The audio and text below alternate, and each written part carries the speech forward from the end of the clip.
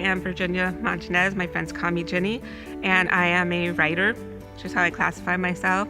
I've been writing about Pittsburgh for about 11 or 12 years now.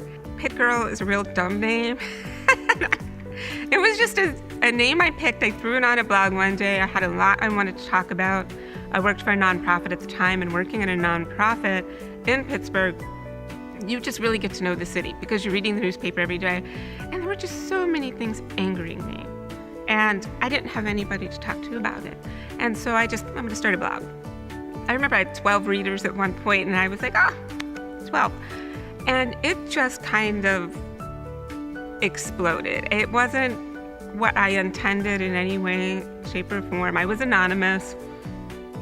So I think being anonymous kind of had that little mysteriousness about it. And I think maybe that's also why people were latching onto it. Make Room for Kids began, it's such a silly story. I was just sitting in church one day, and they announced that a boy with cancer was selling wristbands to help buy DS games for the kids in the oncology unit who couldn't afford them.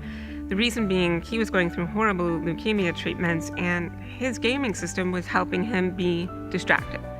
As a writer, I was very open with the fact that sick kids really get to me. It's just something that in my heart, I can't handle it. It bothers me.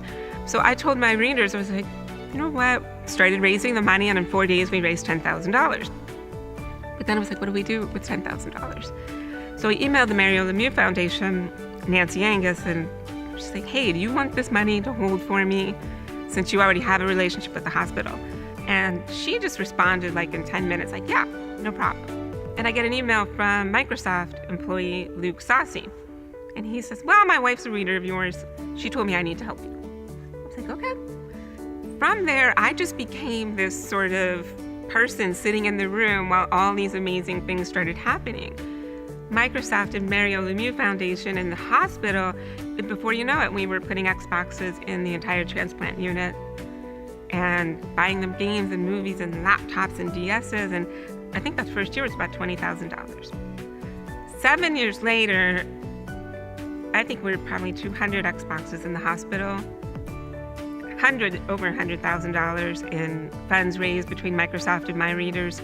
And our goal now in sight is that we're very close to every room in the hospital having an Xbox. When I was about 12 years old, I had a really bad seizure out of nowhere.